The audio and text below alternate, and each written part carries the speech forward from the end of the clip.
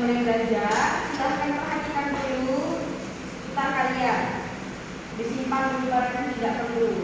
Sampahnya juga itu. Rapikan coba kursi kalian dulu, duduknya lurus. Siap Bu. Fokus pembelajaran. Oke, sudah bisa dimulai? Bisa. Bismillahirrahmanirrahim. Assalamualaikum warahmatullahi wabarakatuh. Waalaikumsalam warahmatullahi wabarakatuh. Alhamdulillah rabbil alamin. Wassalatu wassalamu ala asyrofil anbiya'i wal mursalin sayyidina Muhammadin wa ala alihi wa sahbihi ajmain. Selamat pagi anak-anak. Pagi Bu.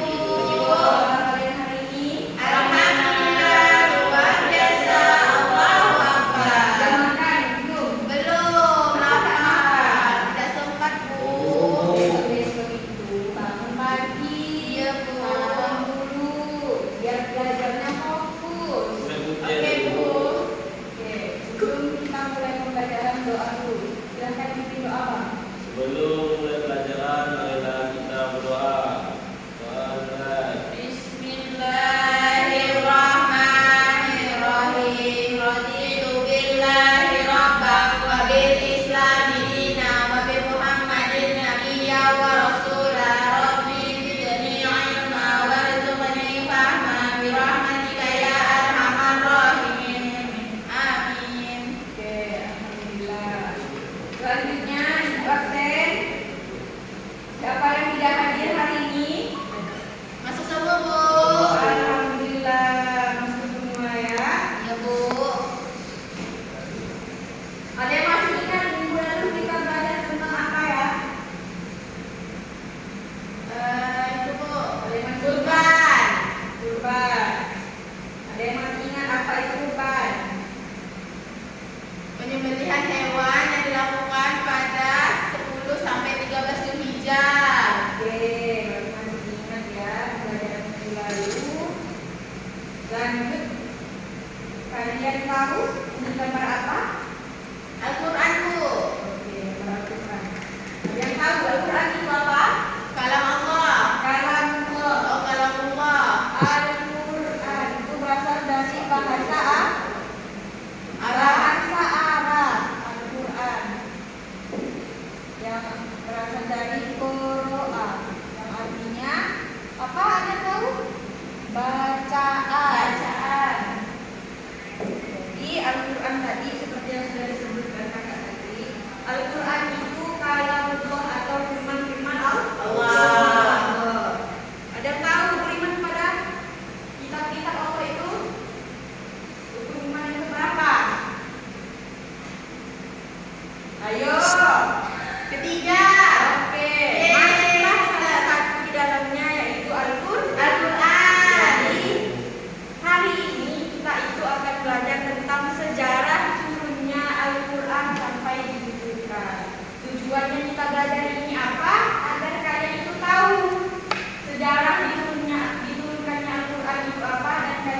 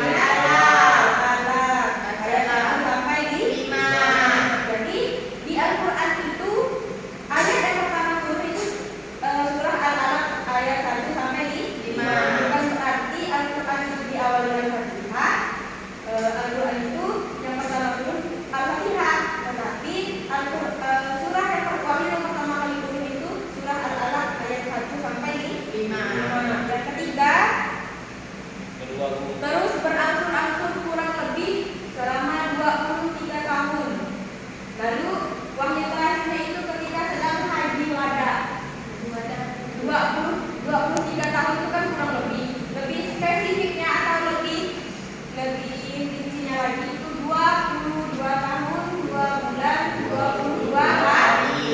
Makanya ditulis kurang lebih 23 tahun. Wahyu terakhir yang turun itu ketika Nabi sedang melaksanakan haji wada. Ada yang tahu haji wada itu haji apa? Haji perpisahan namanya. Haji perpisahan. Kan ada kalau umroh atau haji wada itu namanya haji perpisahan atau haji turun. Masa turunnya Al-Quran. Jadi Al-Quran itu diturunkan kepada Nabi ketika Nabi berusia 40 tahun. Nabi mendapatkan wahyu Al-Quran ketika Nabi berusia 40 tahun. Lalu Al-Quran itu pertama kali diturunkan pada tanggal 17 Ramadan atau yang biasanya kita kenal dengan Nuzul Quran.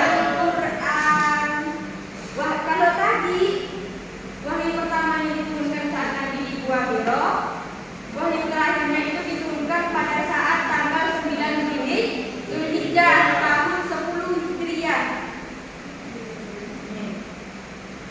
Lalu terakhir turunnya Al-Quran itu ketika berusia 63 tahun. Nih, yang pertama Nabi Muhammad itu ketika bermukim di Mekah yaitu 12 tahun 5 bulan 13 hari. Wahyu yang turun di Mekah itu dinamakan Nabi Makkiyah karena turun di Mekah.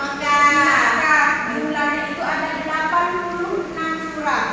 Lalu yang selanjutnya itu diturunkan sesudah hijrah selama 9 tahun, 9 bulan dan 9 hari. Jumlahnya ada 28 surah. Biasanya kita sebut dengan surah Madaniyah. Ya, benar kan? Ayat yang terakhir turun. Kalau tadi yang di awal itu surah Al-Alaq 1 sampai 5, maka ayat yang paling terakhir turun itu adalah Quran surah Al-Maidah ayat 3. Apa alasan diturunkannya Al-Quran secara terang-terang? Siapa yang membaca? Saya. Silakan. Yang pertama supaya ayat-ayat yang diturunkan itu tetap di dalam hati sanubari Nabi Muhammad SAW. Yang kedua supaya beliau tidak berat dalam membacakan dan mengajarkan Al-Quran. Yang ketiga supaya manusia yang menerima pengajaran dari Al-Quran dapat mengajarkannya sedikit demi sedikit. Yang terakhir yaitu supaya mampu menenangkan jiwa dan menetapkan pendirian, Bu. Oke, terima kasih Kak Nia. Apa hikmahnya diturunkan Al-Quran secara berangsur-angsur?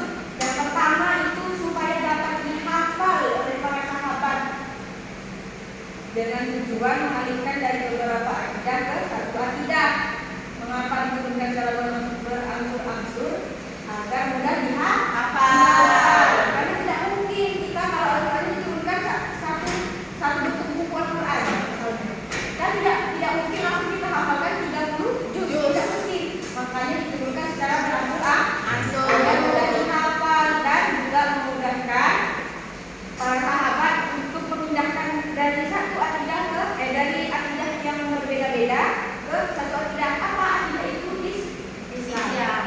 Yang kedua, mengeluarkan mereka dari berhala kepada agama. Jadi orang dulu itu menyembah berhala dan mereka memiliki agama. Maka diturunkannya Al-Quran. Jadi terus sahabat itu ayat turun. Terus digaungkan terus Islam itu dengan Al-Quran. Lalu hikmahnya itu dari sangkaan dan juga kepada kebenaran. Yang terakhir dari tidak beriman jadi beriman. Dari yang awalnya menyembah berhala lalu dia punya agama Islam. Oke, sebab turunnya ayat Al-Quran itu yang pertama untuk meninggikan derajat kemanusiaan bangsa manusia yang sudah lenyap peri kemanusiaannya. Jadi orang dulu itu tidak punya peri kemanusiaan. Jadi misalnya nih, orang dulu itu punya anak perempuan itu aib bagi orang yang dulunya. Makanya orang dulu itu identik dengan orang tidak berperi kemanusiaan.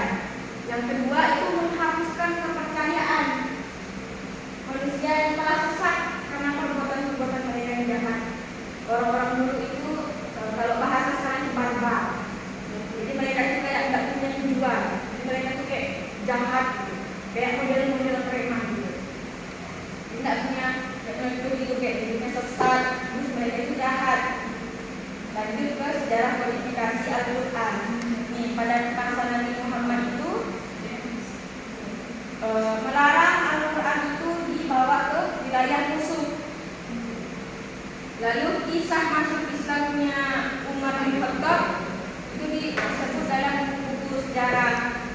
Media yang digunakan dalam menulis Al-Quran itu banyak.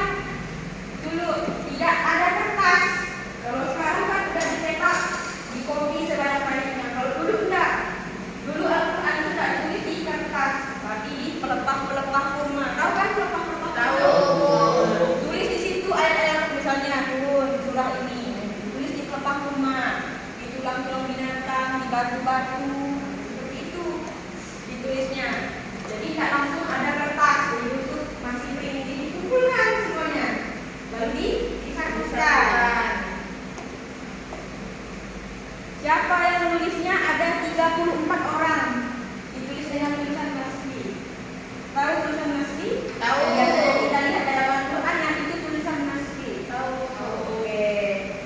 Istilah pengumpulan Al-Quran pada masa Nabi Muhammad itu dinamakan Al-Jam'ul Quran Al-Awwal, atau pengumpulan Al-Quran yang pertama. Al-Jam'ul itu pengumpulan Al-Quran Al-Awwal itu yang pertama. Penulis yang terkenal itu diingat nih, Ubay bin Ka'ab.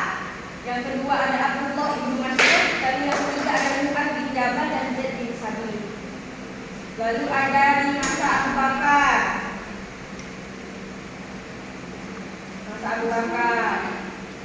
Di masa Abu Bakar ini dilatar belakangi perang Yamamah.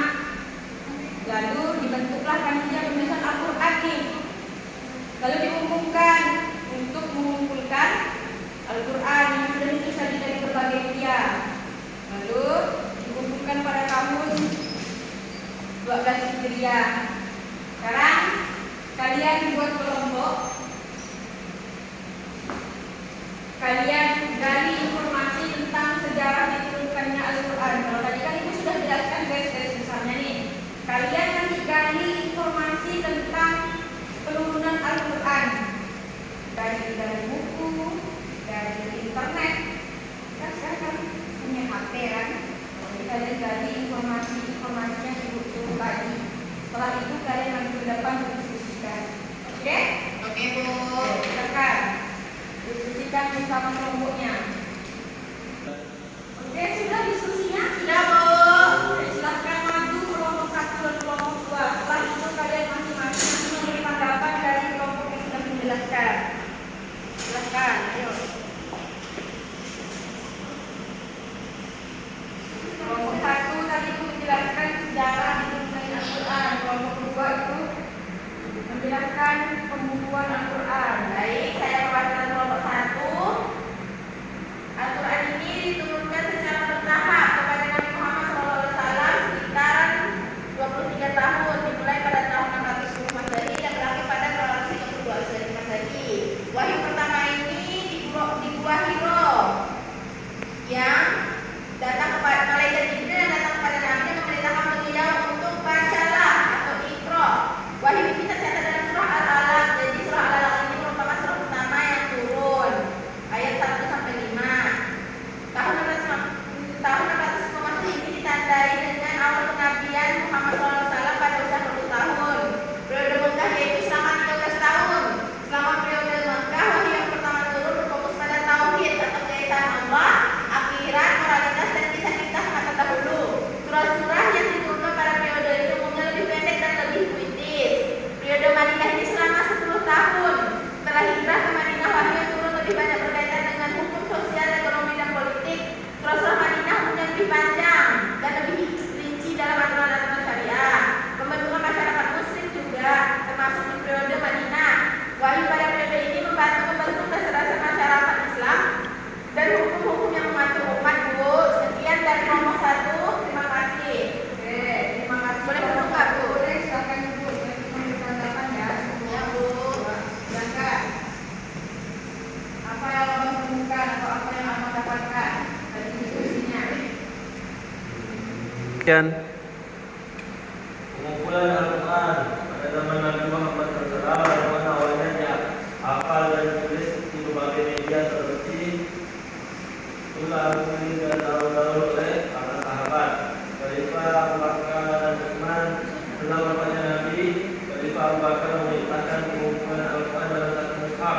Khalifah Utsman kemudian mentandakan dan distribusikan mushaf ke berbagai wilayah Islam untuk memastikan memberikan konsistensi bacaan Al-Quran. Oke, sudah? Silahkan menebak. Ayo, kelompok 1. Beri tanggapan kelompok 2, kelompok 2 memberikan tanggapan ke kelompok 1. Silahkan dari kelompok 1 memberikan tanggapan ke kelompok 2. Untuk kelompok 2, pengumpulan Al-Quran itu sudah benar, dikarenakan di awalnya itu dihafal seperti yang dijelaskan dan ditulis di media seperti tulang, kulit, dan daun-daun pelepah pisang. Sudah benar. Nah, itu jauh. Kelompok 2 silahkan memberikan tanggapan ke kelompok 1. Apakah sudah benar dijelaskan oleh kelompok 1? Ya, tanggapan saya tentang kelompok 1 yaitu wajib pertama yang dibicarakan yang kuat di dua nilai sudah benar, yaitu wahyu pertama diberikan kepada Nabi Muhammad SAW di dua nilai. Oke, berarti sudah benar semua ya. Iya, Bu. Sudah paham ya berarti. Iya. Oke. Berarti tadi Al-Quran ini diturunkan berapa tahun? Kurang lebih 23 tahun, Oke. tepatnya tak 22 tahun, 2 bulan, 22 hari. Yeay. Jadi itulah sejarah Al-Quran. Banyak sekali prosesnya tidak jadi Al-Quran sekarang ini. Oke, itu ada tugas. Soal pilihan ganda ini tugas kalian. Kalian kerjakan di rumah. Minggu depan kita koreksi bersama-sama. Soalnya ditulis nggak, Bu? Gak usah, langsung jawaban saja. Kami tulis Oh. komisinya, jadi tidak perlu dibuatkan koreksinya. Iya, Bu. Oke, sekian mudah yang pelajaran sudah habis. Kita akhiri pelajaran kita pada hari ini. Akhiran, Allahumma